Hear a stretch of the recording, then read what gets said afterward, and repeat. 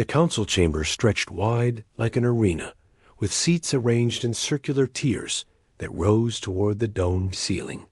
48 species had representatives here, each sitting in specially designed chairs that matched their unique body types. Some breathed oxygen, others methane. Some had scales, others had fur or skin or crystalline structures.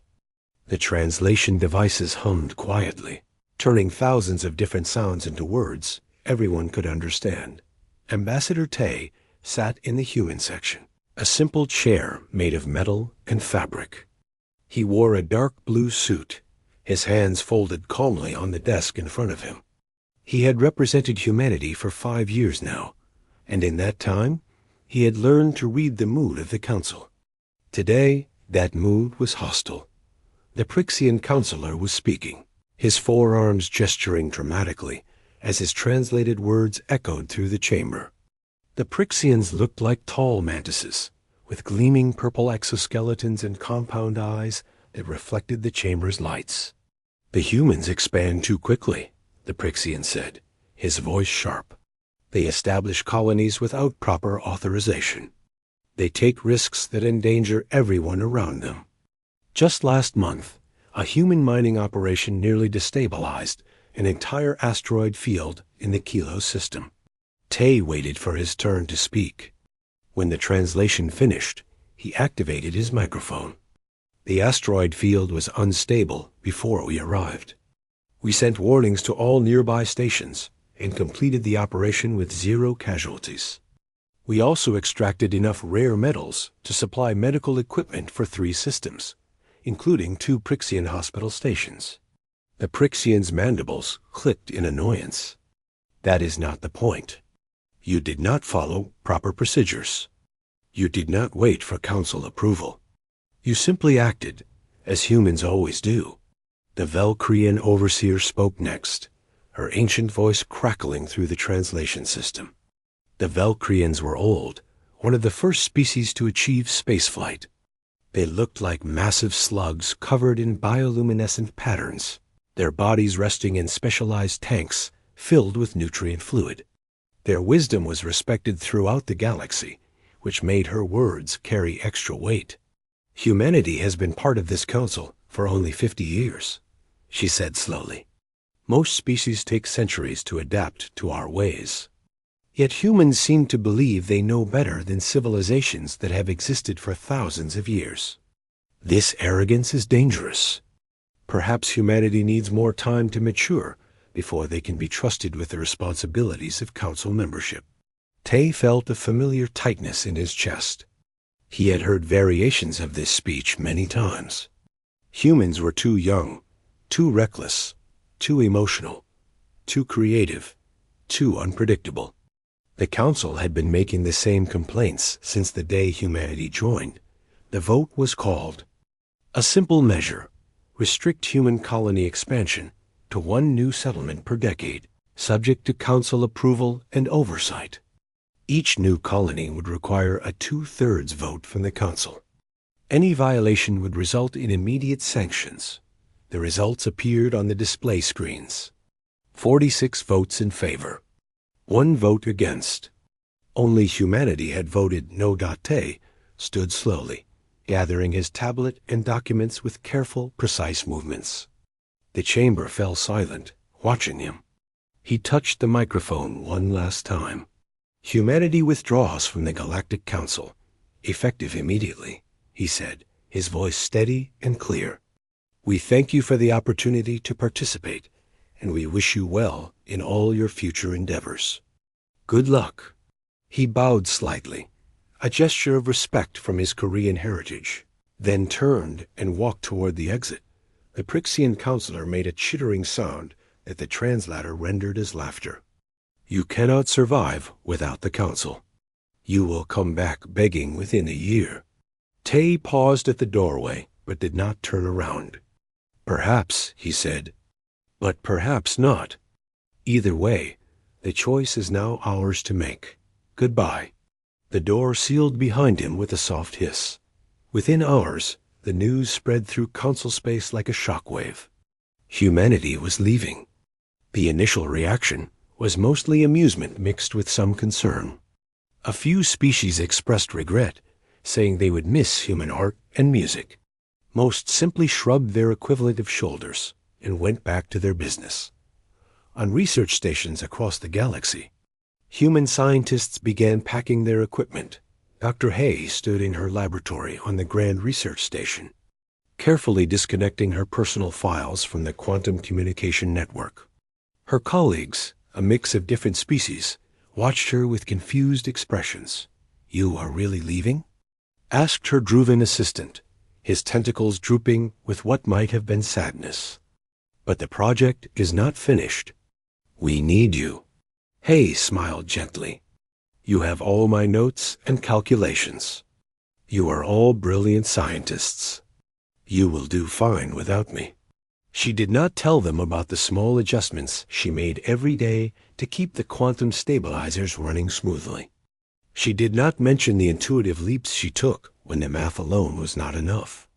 Those were things she had learned through experience, through trial and error, through a very human willingness to try solutions that seemed impossible on paper. On the mining colony Kelver 5, Engineer Wu shut down his custom-designed extraction systems and prepared to evacuate. The alien workers asked him to leave detailed instructions, which he did. 20 pages of carefully written procedures, step-by-step guides, and maintenance schedules. Everything they should need, but he could not write down instinct. He could not explain how he knew when to push a machine harder and when to ease off, when to follow the manual and when to trust his gut. Those were not things that fit into instruction manuals in hospitals and medical centers. Human doctors said goodbye to their patients and colleagues. Dr. Gia finished her last surgery, a complex procedure that had saved the life of a Tremerian child. The other doctors thanked her and asked for her surgical notes. She provided them willingly, detailed documentation of every step. What she could not give them was the creative thinking that had led her to try the procedure in the first place. The textbook said it was too dangerous. The conventional wisdom said it could not be done. But Gia had seen a possibility, taken a calculated risk, and it had worked.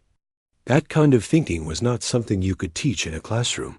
Military bases saw the departure of human tactical advisors. General Kong handed over his strategic analysis files to the Council's military command. They accepted them with gratitude, confident they could handle peacekeeping operations without him. They did not realize that Kong's real value was not in his reports, but in his ability to think like the enemy, to anticipate problems before they occurred, to see patterns that others missed. His paranoia, as they called it, had prevented countless conflicts from escalating. But paranoia was not something you could put in a file. Across council space, in hundreds of different locations, humans packed their bags and boarded their ships. They were polite, professional, and thorough.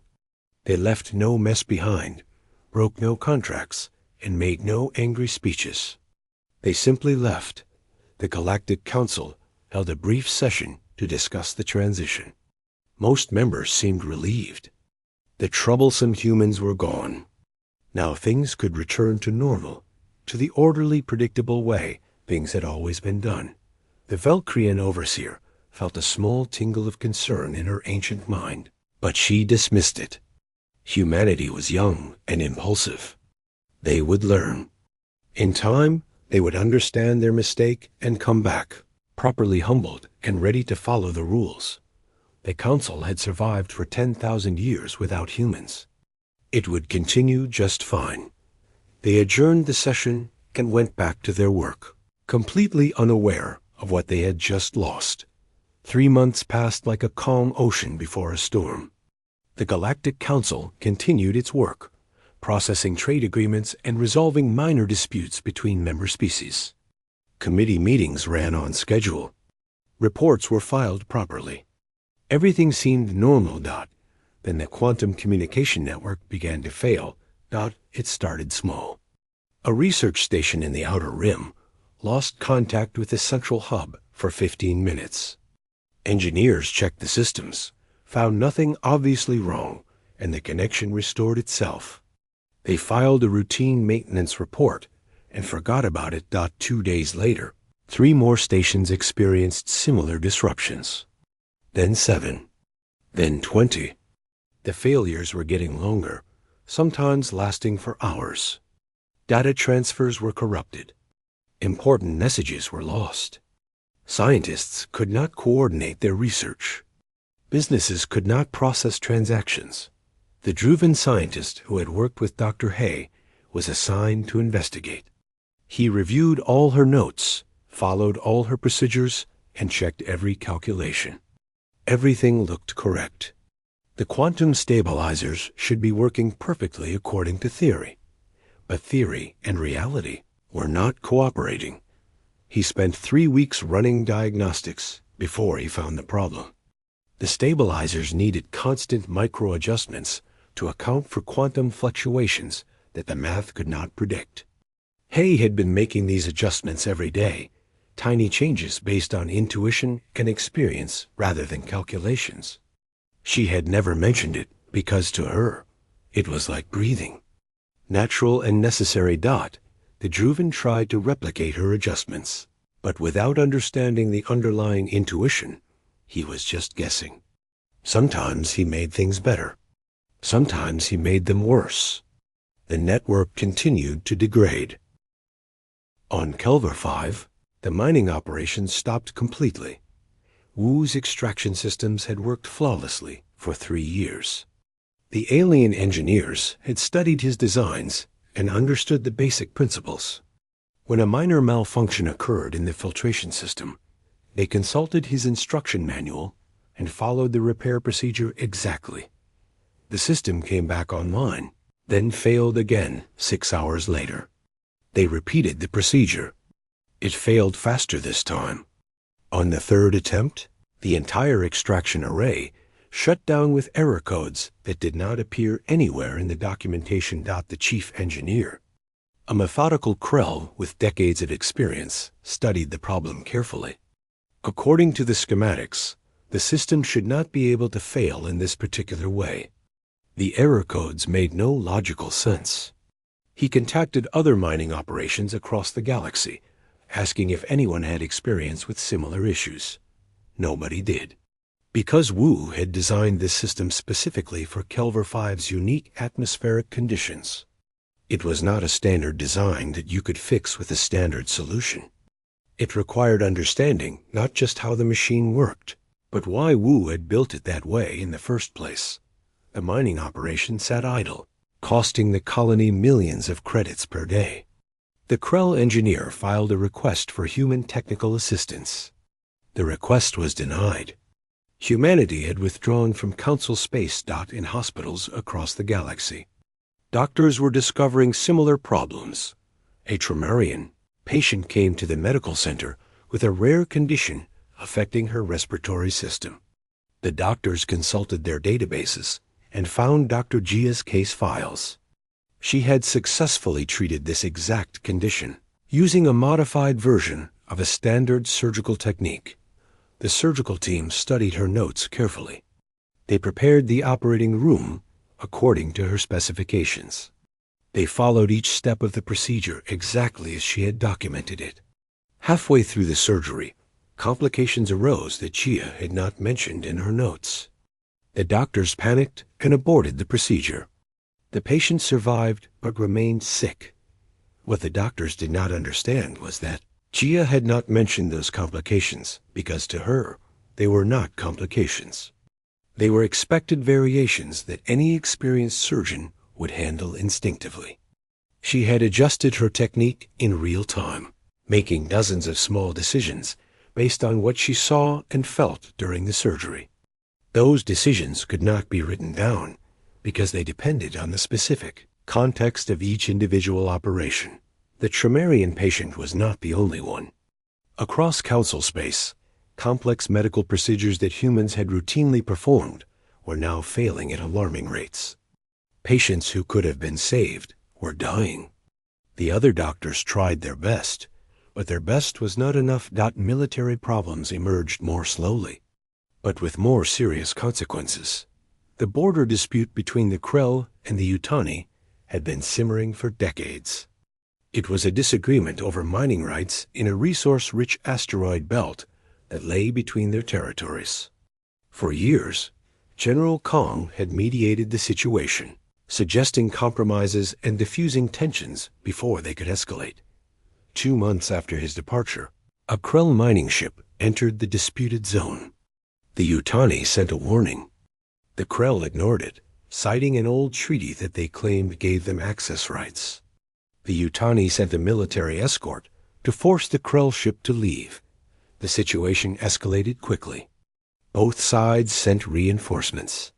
Within a week, there were 30 warships facing each other across the asteroid belt. Weapons armed and ready, the Council's military advisors studied the situation and applied standard peacekeeping protocols. They sent neutral observers to monitor both fleets.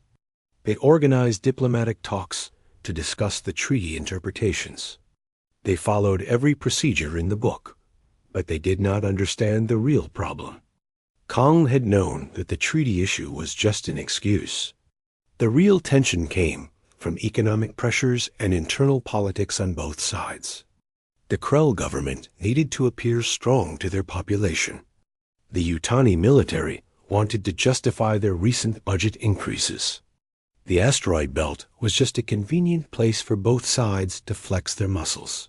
Kong would have addressed those underlying issues, working behind the scenes to give both sides a way to back down without losing face. The current advisors only saw the surface problem and tried to solve it with logic and legal arguments. 3 weeks after the standoff began, a Yutani ship fired on a Krell vessel. The Krell returned fire. Within hours, a full battle erupted. Dozens of ships were destroyed. Thousands died. The Council was shocked. How had a simple border dispute turned into open warfare? They reviewed all the procedures and could not find any mistakes in their approach. Everything had been done correctly according to protocol. That was exactly the problem. Correct procedures were not always the right solution. Similar conflicts emerged in other parts of Council space. Old tensions that Kong had kept under control now flared up without his careful management. The Council's military forces were stretched thin, responding to crises that should never have happened on agricultural worlds. A different kind of crisis was developing. Human agronomist Na had spent years developing farming techniques for the Council's colony worlds. Each planet had unique conditions, different soil compositions, varying atmospheric pressures, and unusual seasonal patterns. Standard farming methods from the established species often failed in these environments. Na had worked with local farmers to develop custom solutions for each world. On Tertian 7, she had introduced a crop rotation system that worked with the planet's 18-month seasons. On Bellis Prime, she had designed irrigation systems that could handle the extreme temperature fluctuations. On Kara's 9, she had bred plant varieties that could grow in the low-light conditions. After she left, the farmers continued using her methods for one growing season. Everything worked fine. Then they tried to adapt her techniques to new crops in different fields. And that was when the problem started. Na's methods looked simple on the surface, but they were based on deep understanding of each planet's ecology. She knew when to plant, when to fertilize, when to harvest, based not just on calendars, but on subtle environmental cues. She knew how to adjust techniques when unexpected weather hit or when pests appeared. The alien farmers were excellent at following established procedures, but they struggled with the constant adaptation that Na had made look easy. They tried to create rigid schedules and fixed protocols from her flexible methods. It did not work. Crop yields began to drop. On Tertian 7, the rotation system failed because the farmers did not understand why Na had chosen those specific crops in that specific order. On Bellis Prime, the irrigation systems broke down because nobody maintained them with the same attention to detail that Na had provided. On Keras 9, the custom plant varieties died because the farmers did not know how to adjust growing conditions for different weather patterns. Food shortages began appearing in council reports. Nothing critical yet, but the trend was concerning. Agricultural output was down 15% across 17 colony worlds. Back on the Grand Research Station, the quantum communication network was now failing several times per day. The driven scientist had requested emergency assistance from the Council's top physicists. A team of 12 brilliant minds was now working on the problem, but they were making no progress. They understood the theory perfectly. They could explain exactly how quantum stabilizers should work, but they could not make them actually work reliably. There was a gap between the math and the reality, a space that required intuition and creative problem-solving rather than pure logic. That was the space where humans had always excelled, and it was the space that the Council was now discovering they desperately needed, but they still did not understand the pattern. They saw each problem as separate and unrelated. The network failures were a technical issue. The mining shutdown was bad luck. The medical problems were unfortunate but rare. The military conflicts were the result of aggressive species refusing to negotiate properly. The agricultural decline was just a temporary adjustment period. Nobody yet connected the dots. Nobody realized that the common factor in all these problems was the absence of humans. That realization was still weeks away. And by then, the damage would be much worse. 6 months after humanity's departure, the Galactic Council held an emergency session. The chamber was full, but the mood was different from the last time all representatives had gathered. There was no laughter now, no casual conversation before the official business began. Instead, there was tension and worry. The Valkyrian overseer called the meeting to order, her bioluminescent patterns flickering in what others recognized as concern. She was old enough to have seen many crises, but this one was unlike anything in her long memory. "Let us review our current situation," she said, her ancient voice carrying through the translation system. "We face multiple simultaneous challenges across council space. I invite representatives to share their reports." The Krell agricultural minister spoke first, his heavy body shifting uncomfortably in his reinforced seat. 17 colony worlds are experiencing significant crop failures. Food production is down 37% and continues to decline. We have attempted to implement emergency measures, but nothing seems to work. The farming techniques that were successful under human guidance have failed without their supervision. A murmur rippled through the chamber. 37% was much worse than anyone had expected. The Prixian technology advisor spoke next, his mandibles clicking nervously. The quantum communication network is operating at only 40% efficiency. We have assigned our best scientists to repair it, but they cannot identify the root cause of the failures. Critical research projects have been delayed or abandoned. Interstellar commerce is severely disrupted. The economic impact is already measured in trillions of credits. The reports continued, each one worse than the last. Mining operations on 14 worlds had shut down completely. Medical facilities could no longer perform hundreds of procedures that had become routine under human doctors. The military was dealing with 5 active conflicts and a dozen more brewing. But perhaps most surprisingly, there were complaints about cultural stagnation. The Alterian entertainment minister stood, her crystalline body chiming softly. "The arts have gone quiet," she said, her translated voice carrying a note of sadness. "Music, literature, visual arts, games. All of it feels empty now. We still create content, yes, but it lacks the spark, the human creativity brought to our culture. Consumption of entertainment media is down 60%. Our citizens are bored, and boredom leads to social problems we have not seen in centuries." The Prixian counselor who had laughed at humanity's departure now spoke, and there was no amusement in his voice. We must acknowledge the pattern. Every sector that humans touched is now failing. This cannot be coincidence. The Valkyrian overseer's patterns flickered in agreement. I believe we made a grave error in judgment. We saw human unpredictability as a flaw, but it was actually a strength. Their willingness to break rules, to try impossible solutions, to adapt and improvise, was not recklessness. It was exactly what made them valuable. A driven scientist raised his tentacles for attention. I worked closely with Dr. Hay on the quantum network. I thought I understood her work, but I was wrong. She did not just follow the mathematics. She felt the systems, intuited their needs, made adjustments that no equation could predict.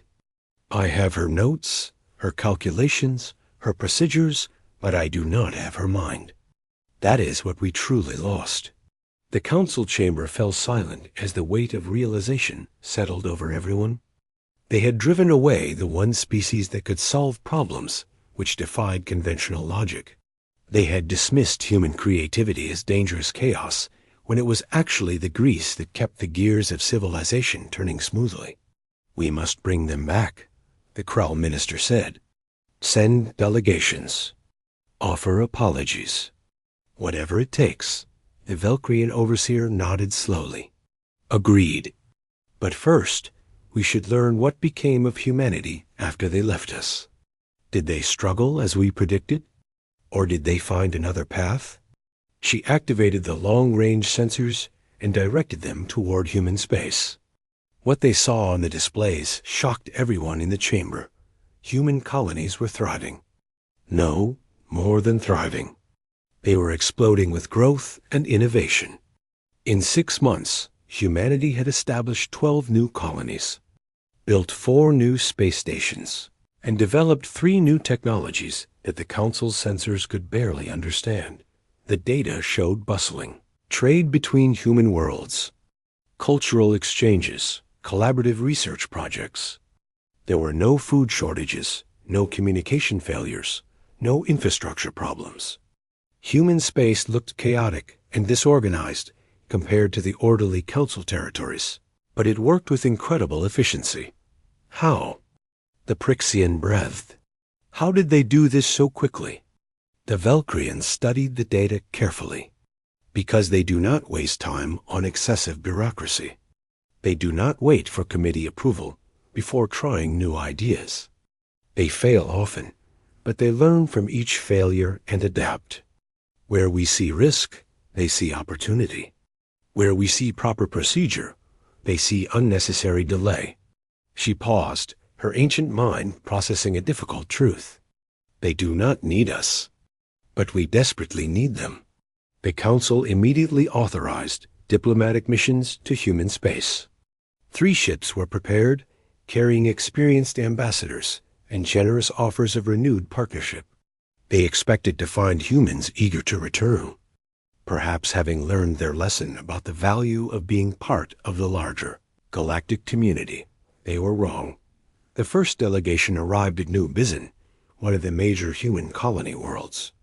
The planet was beautiful, with sprawling cities that blended technology and nature in ways the aliens had never seen. The architecture was bold and creative, mixing styles from different human cultures and different historical periods. Nothing matched, everything clashed, and somehow it all worked together. Ambassador Dao from the Krell led the delegation. He had prepared a formal speech about reconciliation and mutual benefit. He never got to deliver it. The human who met them at the spaceport was Ambassador Ree, a woman in her 40s with sharp eyes and a polite smile. She welcomed them courteously, provided them with comfortable accommodations, and scheduled a meeting for the following day.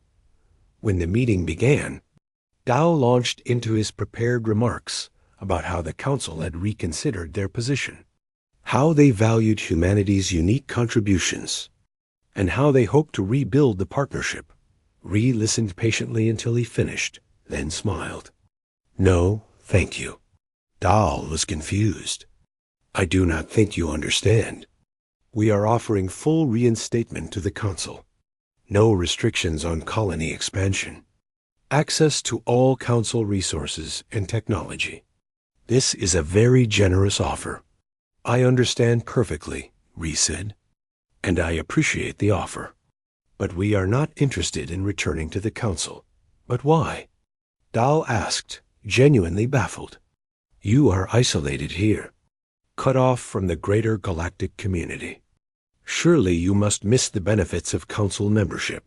Ree leaned back in her chair. Let me tell you what we have accomplished in the past 6 months. We have established 12 new colonies without waiting for anyone's approval. We have developed new farming techniques that increased our food production by 40%. We have built a communication network that works reliably without constant maintenance. We have created new art, new music, new stories that our people actually enjoy. We have resolved 3 territorial disputes through creative negotiation rather than military force. And we did all of this without filing a single committee report or waiting for anyone's permission. She paused to let that sink in. You told us we were reckless, dangerous, and contributed nothing of value. We believed you. So we left and built our own society based on our own values. And it turns out we are quite good at it. Dal tried a different approach. But what about cultural exchange? Scientific collaboration? The sharing of knowledge between species? We are happy to engage in cultural exchange, Ree said. But as equals, not as junior members of a council that does not respect us. If individual species want to trade with us, share research, or participate in joint ventures, they are welcome to approach us directly.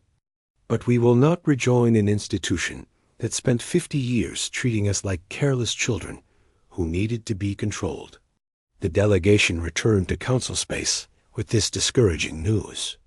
The second and third delegations received similar responses from other human representatives. Humanity was united in their decision. They were done with the Galactic Council. As this diplomatic failure became clear, the situation in council space continued to deteriorate. Without human merchant Captain Day to navigate the complex shipping networks, trade between systems slowed to a crawl. Goods piled up in warehouses while other planets went without. Essential supplies. The bureaucratic systems that had always existed in the background were now causing visible problems. A shipment of medical supplies sat in a Yutani custom station for 3 weeks because the paperwork was not filed correctly. Nobody had the authority to override the regulations and just send the medicine where it was needed. Under human influence, someone would have found a creative workaround. Now, the supplies sat unused while patients suffered. Engineering projects across council space were stalling. The problem was not lack of knowledge or resources. The alien engineers knew the theory, had access to the best materials, and followed all proper procedures. But when unexpected problems arose, problems that the manuals did not cover, they struggled to find solutions. A space station construction project in the Keras system illustrated the problem perfectly. The station was designed by the best Velcrian architects using proven techniques that had worked for thousands of years. Halfway through construction, the framework began developing stress, fractures that should not have been possible according to the structural calculations. The engineering team studied the problem for weeks, running simulations and checking their math repeatedly. Everything said the design was sound, but reality disagreed. The fractures kept appearing, getting worse, threatening the entire structure. Back when human engineer Yoon had been available, he would have looked at the problem, scratched his head, and said something like, "The math is right, but the universe does not care about our math. Let's try reinforcing this section and see what happens." He would have experimented, adjusted, and found a solution through creative trial and error. The current team did not think that way. They kept searching for the theoretical answer, the mathematically perfect solution. While they searched, the station remained incomplete, costing millions of credits and delaying the colonization of the system. The cascade of failures was accelerating. Each problem made other problems worse. The communication failures disrupted trade. The trade disruptions caused shortages. The shortages led to social unrest. The social unrest sparked conflicts. The conflicts required military intervention. The military was overwhelmed, which allowed more conflicts to develop.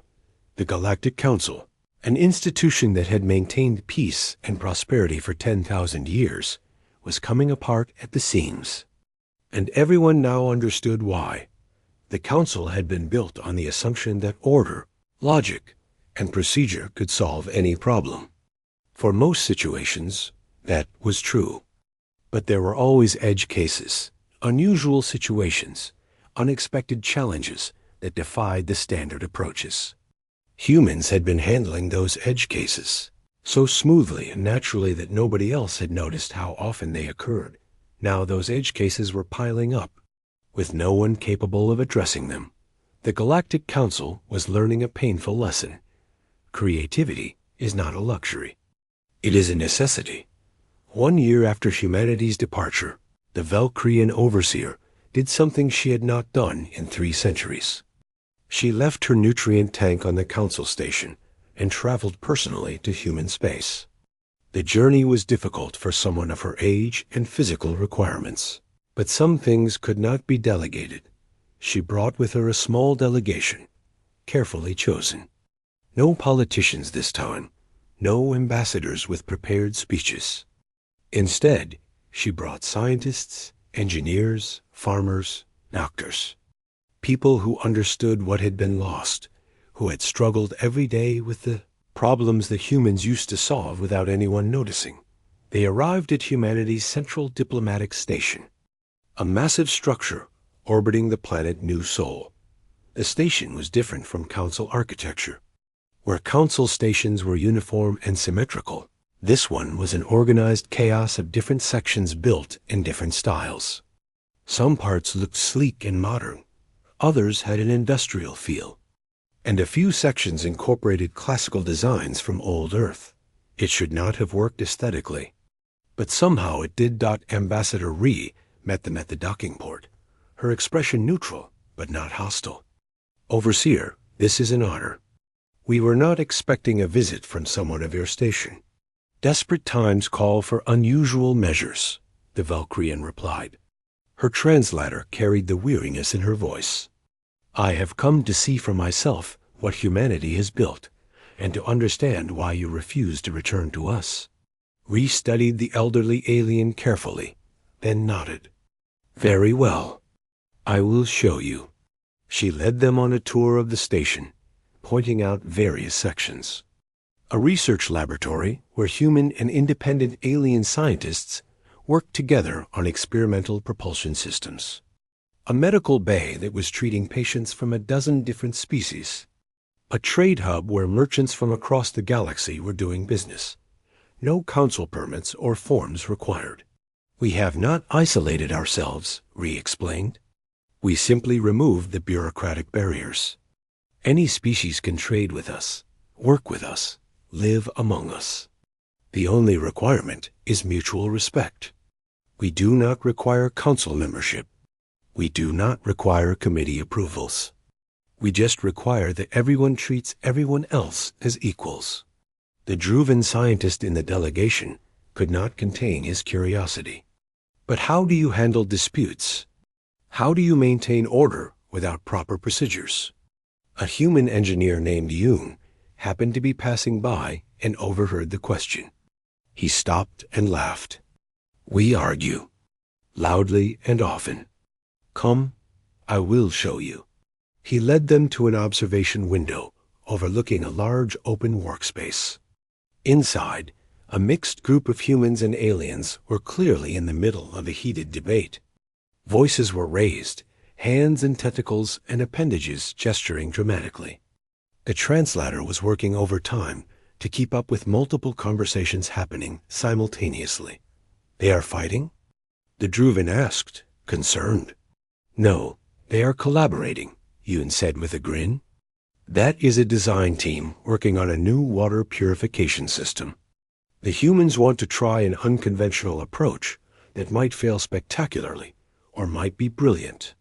The Tremarians want to use a proven method that is safe but less efficient. The Altarians have a third idea that nobody else understands yet. So they are arguing about it, testing each other's logic, poking holes in each other's plans. This seems very chaotic, the Druvan observed. It is, Yoon agreed. But chaos is not the same as disorder. Watch what happens. As they watched, the argument began to evolve. Someone made a joke, and everyone laughed. The tension broke.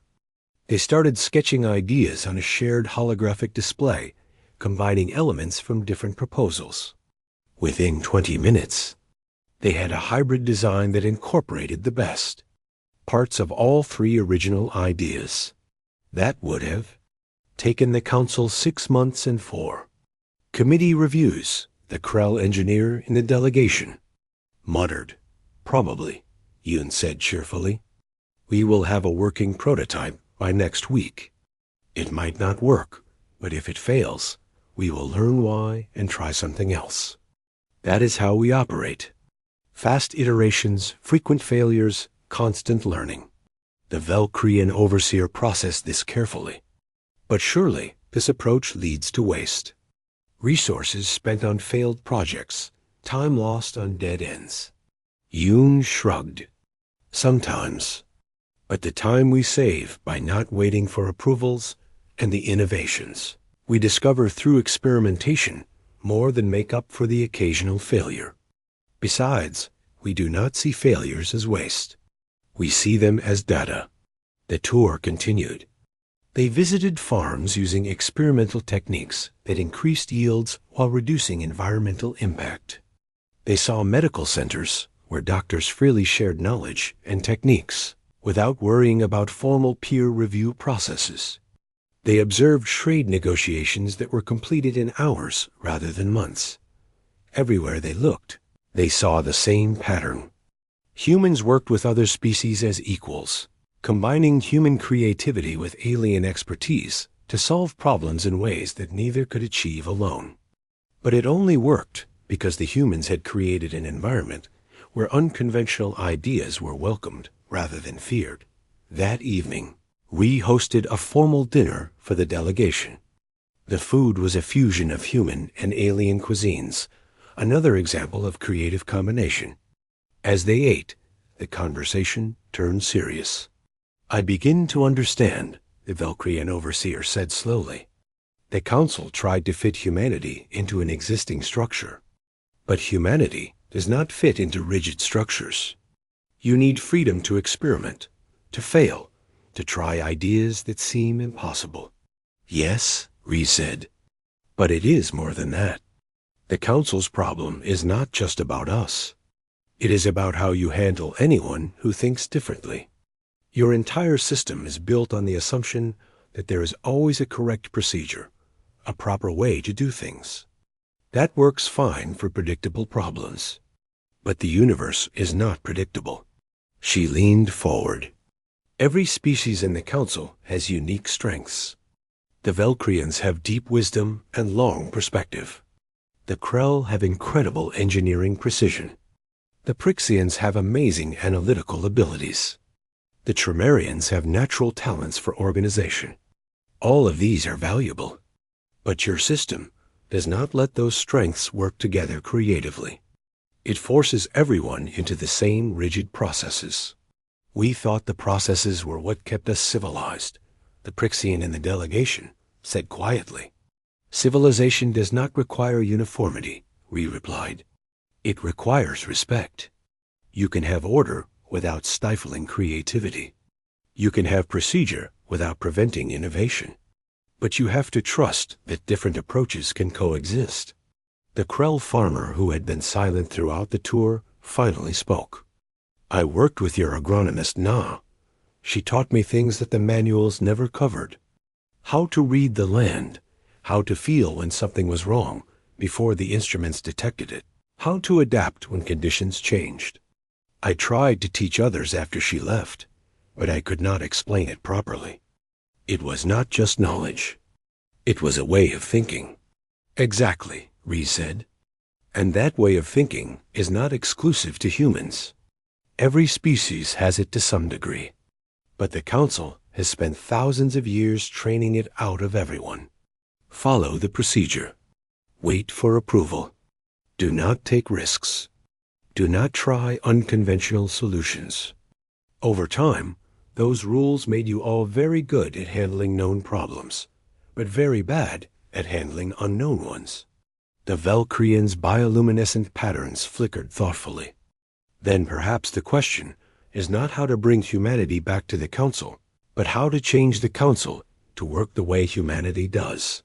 Rees smiled. Now you are thinking creatively. But I will be honest with you. We are not coming back.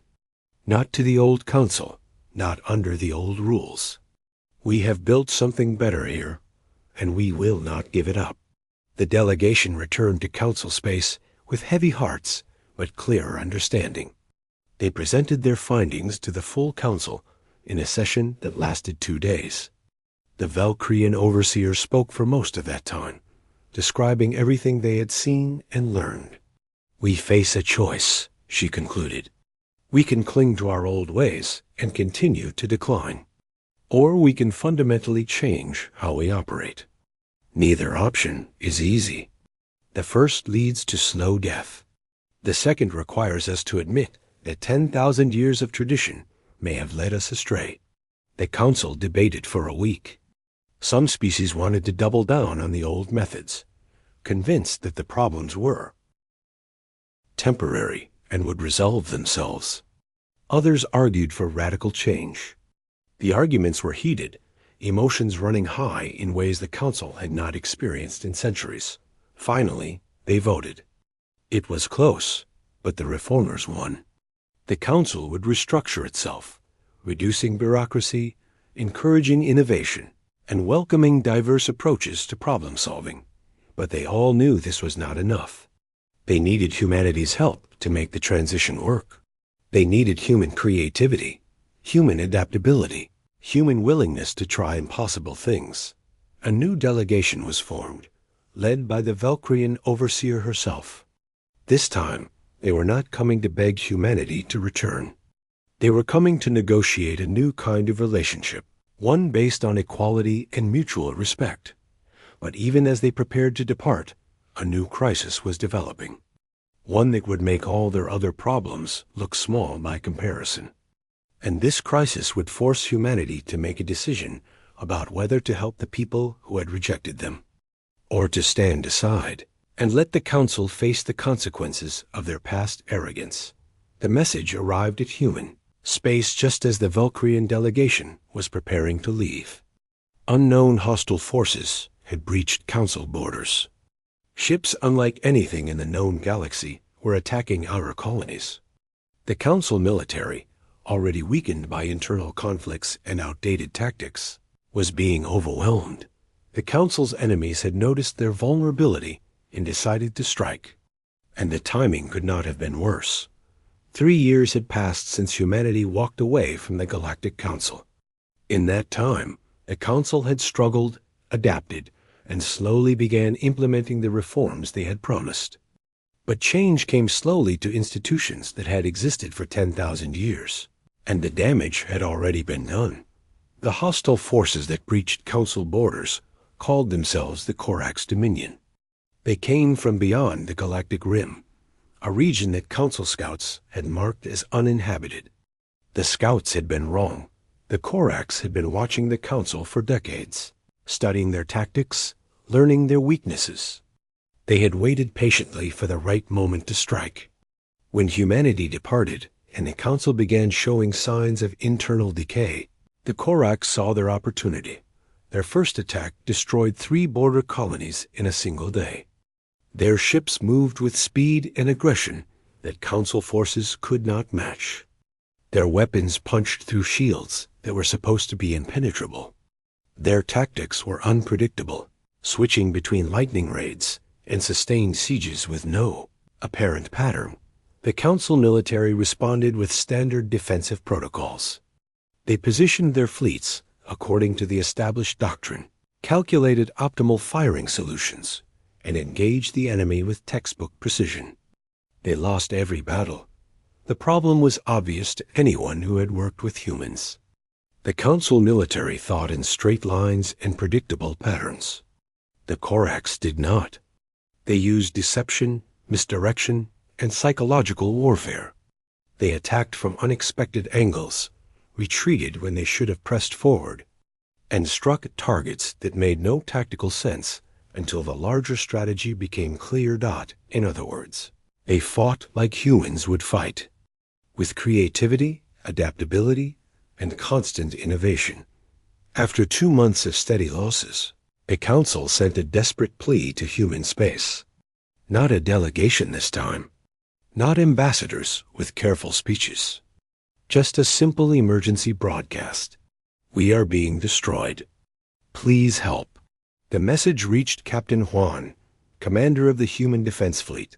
He was in a strategy meeting with his senior officers when the communication came through. They listened in silence, then looked at each other. Opinions? Juan asked. They do not deserve our help, said Commander Park, his tactical officer. They threw us away like garbage. Let them handle their own problems.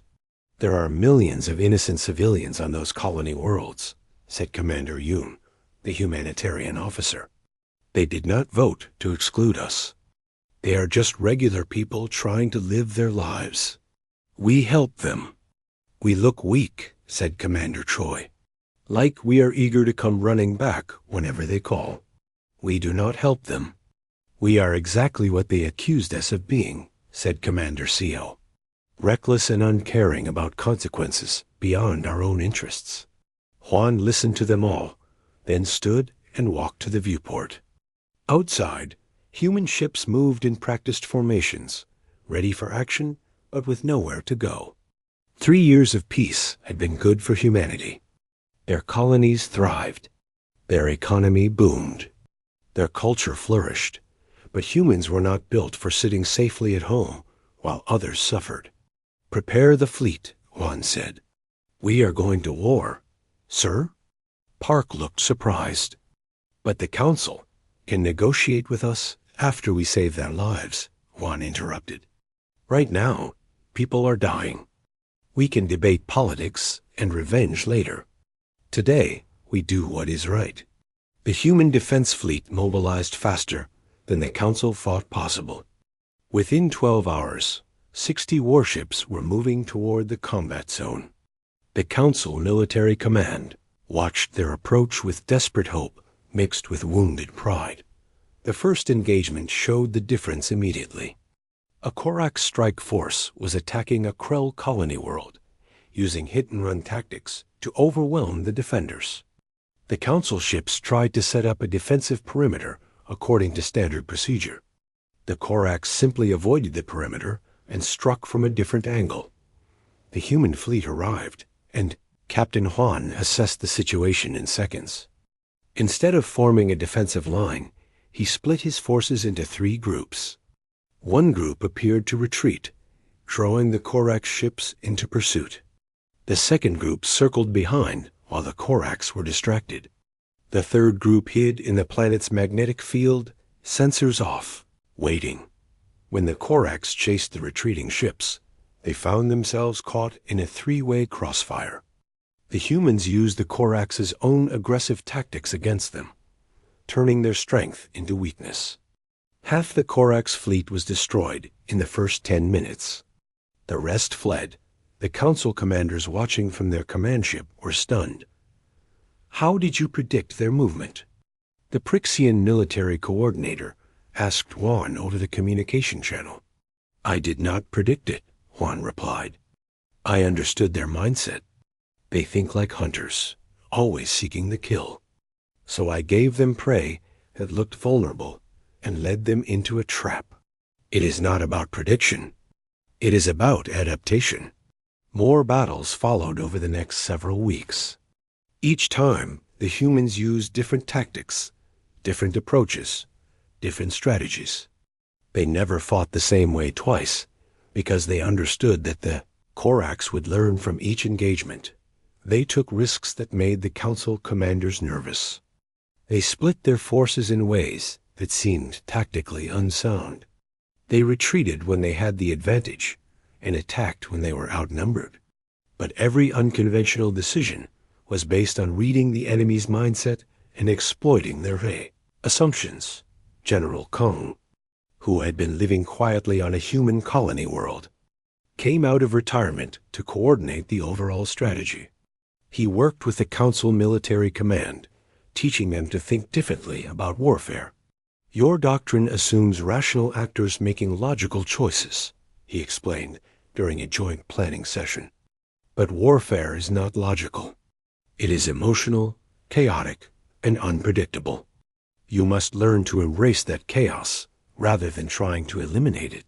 He showed them how to use misdirection, how to create false patterns that the enemy would notice and try to exploit, how to make decisions that seemed wrong but were actually perfect for the specific situation. Slowly, the council military began to learn.